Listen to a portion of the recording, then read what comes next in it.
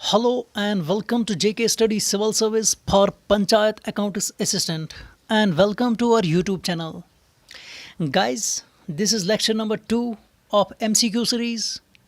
I hope you all have watched lecture number 1st of chemistry in which we have discussed MCQs on topic properties of gas and gas laws. In this lecture, I am going to discuss few more MCQs on properties of gas and gas laws and some MCQs on topic chemistry in everyday life. Let us begin with first MCQ. First MCQ है SI unit of universal gas constant. First option is liter atmosphere per mole per Kelvin. Second option is calorie per Kelvin per mole. Third is liter mole atmosphere per Kelvin. And fourth option is joule per Kelvin per mole. So आपको पहचानना है कौन सा है ऐसा unit. देखिए अगर किसी ने केमिस्ट्री पढ़ी है, अच्छे से पढ़ी है, तो वो डायरेक्ट फार्मूला पे जाएगा. ठीक है, that is P V is equal to NRT.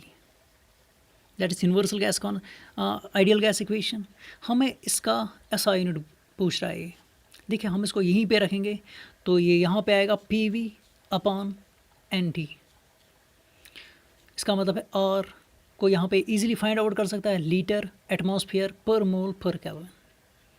ठीक है, लेकिन जो यहाँ पे बच्चे आर्ट्स वाले भी है वो डायरेक्ट याद रखेंगे ऐसा यूनिट है जूल पर केल्विन पर मोल. ठीक है, ये भी है यूनिट, ये भी है यूनिट, ये भी है यूनिट. ये गलत है, ये कोई यूनिट ही नहीं है. लेकिन जो ऐसा यूनिट है वो है जूल पर केल्विन पर मोल. याद रखना, इसका मतलब है ये के जो ऊपर है -1 या मोल के ऊपर है -1, इसका मतलब है ये जूल के डिवाइड में है दोनों, के भी और मोल भी, मतलब केल्विन भी और मोल भी. इसको आप डायरेक्ट याद रखना. सो इसका राइट आंसर है D part. Let us move on to second question. That is, what is the value of universal gas constant? इसी G का PV is equal to NRT, same NRT. इसका वैल्यू क्या है? इसका वैल्यू है 8.314 joule पर kelvin पर मोल भी और 0.0821 दैट इज़ लीटर एटमॉस्फेयर पर केल्विन पर मोल. ठीक है, इसके दोनों ऑप्शन करेक्ट हैं. सो इसका आंसर है C part, both A and B. I hope this clear.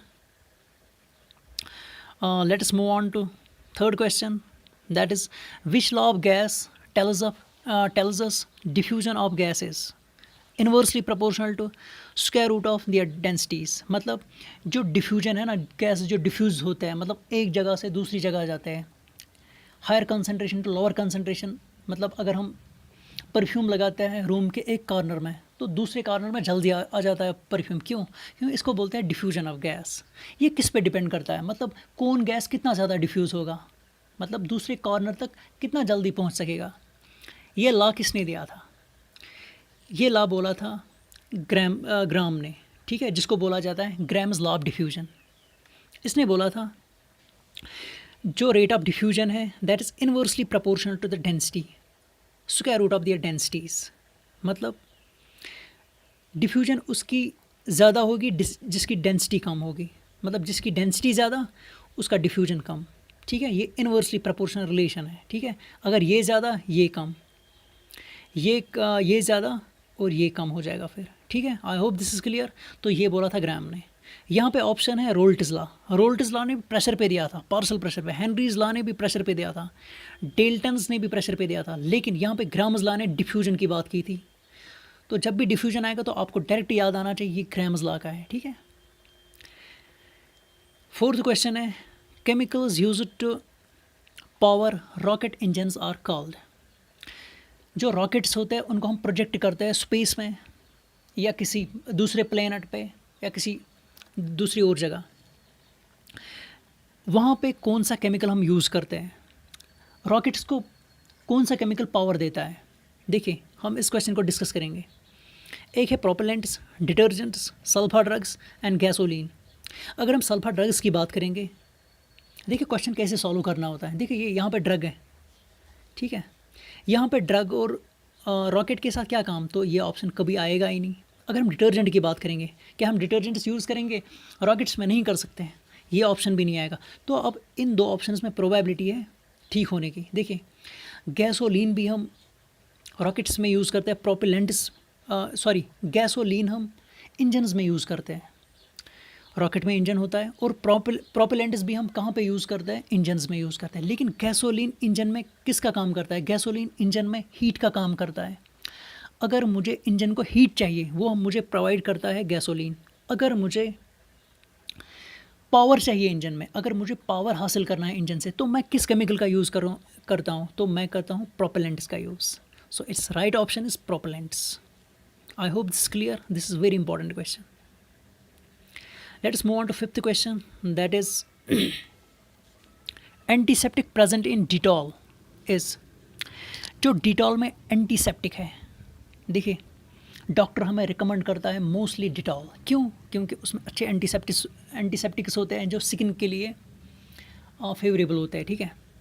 यहाँ पे है फर्स्ट ऑप्शन क्योडाइन, second option is chloroxylenol, third option is bithionol, and fourth option is none of these. देखिए अगर हम क्योडाइन की बात करेंगे, ये अगर हार्ट की कोई इलनेस होगी तब हम क्योडाइन का यूज़ करते हैं। क्लोरोजाइलेनॉल भी एंटीसेप्टिक और बिथेनॉल भी एंटीसेप्टिक है, लेकिन जो डिटॉल में यूज़ होता है वो है क्लोरोजाइलेनॉल।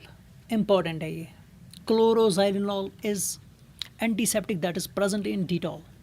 आई होप दिस क्लियर। सो इसका ऑप्शन है बी पार्ट।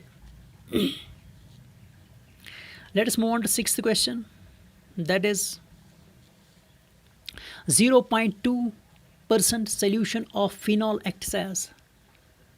देखिए फिनॉल क्या है, तो आप इसको डायरेक्ट लगाओगे डिसइंफेक्टेंट, क्योंकि फिनॉल यूज़ होता है एज डिसइंफेक्टेंट, लेकिन एक गलत ऑप्शन है। क्यों? जब फिनॉल की कंसंट्रेशन हम कम करते हैं, मतलब अगर हम फिनॉल को कम कंसंट्रेशन में डालेंगे वाटर में, ठीक है, तब वो यूज़ होता है एज एंटीसेप्टिक। एंटीसेप्टिक भी किसका काम करता है, एंटीसेप्टिक मतलब micro organism, harmful micro organisms को किल करता है। डिसइंफेक्टेंट भी सेम काम करता है, लेकिन डिफरेंस क्या है, डिसइंफेक्टेंट्स को हम लिविंग टिश्यूज़ पे यूज़ नहीं कर सकते हैं, एंटीसेप्टिक्स को हम यूज़ करते हैं लिविंग टिश्यूज़ पे। इनकी फंक्शन सेम है, लेकिन ये डिसइंफेक्टेंट हम लिविंग टिश्यूज़ पे यूज़ नहीं करते, एंटीसेप्टिक हम लिविंग टिश्यूज़ पे यूज़ करते हैं। अगर हम कम कंसंट्रेशन में लाएंगे फिनॉल तो तब वो यूज़ होता है एंटीसेप्टिक, अगर ज़्यादा कंसंट्रेशन में है तो तब वो डिसइंफेक्टेंट का यूज़ करता है। ज़्यादा कंसंट्रेशन मतलब अगर हम 1% लाएंगे तो वो यूज़ होता है डिसइंफेक्टेंट। अगर हम 1 से 0.2% लाएंगे, पॉइंट में लाएंगे 0.2%, तो तब वो यूज़ होता है antiseptic. This is very important question. देखिए अगर आपको एलिमिनेशन मेथड से क्वेश्चन को सॉल्व करोगे, देखो क्या यहाँ पे एंटीपायरेटिक जो फीवर को रिड्यूस करता है, तो यहाँ पे ये ऑप्शन आए। जर्मिसाइड नहीं आता है ये, ठीक है, लेकिन यहाँ पे एंटीसेप्टिक और डिसइंफेक्टेंट में आपको, अगर आप यहाँ पे ऐसे ब्लाइंडली कोई ऑप्शन चूज़ करोगे तो प्रोबेबिलिटी है ठीक होने की, ठीक है। So it is right answer is antiseptic. अगर यहाँ पे 0.2% के बदले होगा 1% होगा, तो तब आता है ये disinfectant. I hope this clear, this is very important question. Seventh question is which of the following is used as alternative of antibiotic.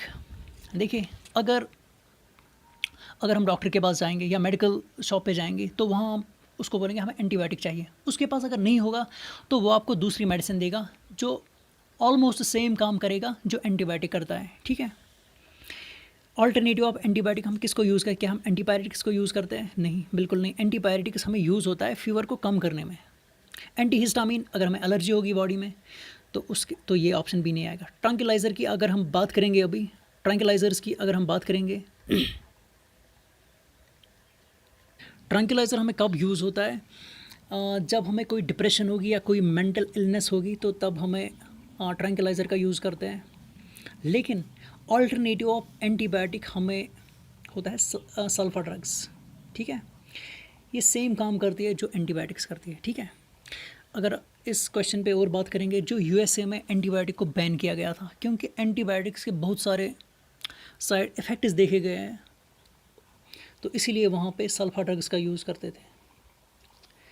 यहाँ पे इसका करेक्ट ऑप्शन है डी पार्ट। क्वेश्चन नंबर 8 है स्वीटेस्ट आर्टिफिशियल स्वीटनर इज़। जो artificial sweetener जैसे sugar है sweet, ठीक है, वैसे ही आर्टिफिशियल स्वीटनर है सैकरीन, एस्पार्टेम, सक्रेलोज एंड एलिटेम। देखिए ये भी है आर्टिफिशियल स्वीटनर, ये भी है स्वीटनर और स्वीटनर चारों, लेकिन सबसे स्वीटेस्ट कौन माना जाए, दैट इज़ एलिटेम। इसको याद रखना। अगर हम सैकरीन की बात करेंगे, this is considered as 300 times more sweetener than sugar. 300 times more sweetener than sugar. कौन? सैकरीन। एलिटेम सबसे ज़्यादा स्वीटनर माना जाता है, ठीक है, स्वीटेस्ट माना जाता है ये, ठीक है। क्यों? क्योंकि अगर हम इसको कितना भी कुकिंग टेम्परेचर देते हैं तो इसकी स्वीटनेस कम नहीं होती है। इसका राइट ऑप्शन है एलिटेम। क्वेश्चन नंबर 9 है what is chemical name of aspirin. Aspirin का केमिकल नेम क्या है? अगर हम फर्स्ट ऑप्शन पे जाते हैं, that is magnesium hydroxide. Magnesium hydroxide को हम एंटासिड यूज़ करते हैं, ये ऑप्शन नहीं आएगा। अगर हम इसको ऐसे ही रखते हैं सेकंड पार्ट को, थर्ड पार्ट पे जाते हैं, that is sulphuric acid. Sulphuric acid बाकी कंपाउंड्स को बनाने में हेल्प करता है, ये भी नहीं आएगा। तो प्रोमीथाजाइन की अगर हम बात करेंगे, दैट इज़ एंटीहिस्टामाइन। प्रोमीथाजाइन है एंटीहिस्टामाइन, एक ड्रग है जिसको एक एंटीहिस्टामाइन कहा जाता है, ये भी नहीं आएगा। तो इसका राइट ऑप्शन है एसिटल सैलिसिलिक एसिड। ये बहुत बार एग्जाम में आया है। Acetyl salicylic acid is the chemical name of aspirin. देखिए आपको सारे ड्रग्स का नाम याद नहीं रखना है, जो मैंने यहाँ पे मेंशन किया आप उन्हीं को नोट डाउन कीजिए। यहाँ पे है 10th question, paracetamol is. Paracetamol है क्या?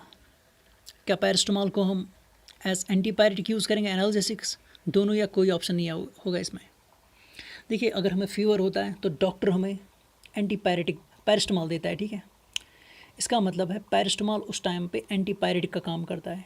अगर हमें हेडेक होता है, मतलब पेन होती है, तो डॉक्टर हमें एनाल्जेसिक देता है, क्योंकि एनाल्जेसिक्स को बोला जाता है विच रिड्यूस पेन्स। इसका मतलब है पैरास्टामोल दोनों का काम करता है, एंटीपायरेटिक का भी काम करता है, एनाल्जेसिक का भी काम करता है। So it's right option is that is C, both A and B. I hope this clear. It's very important question.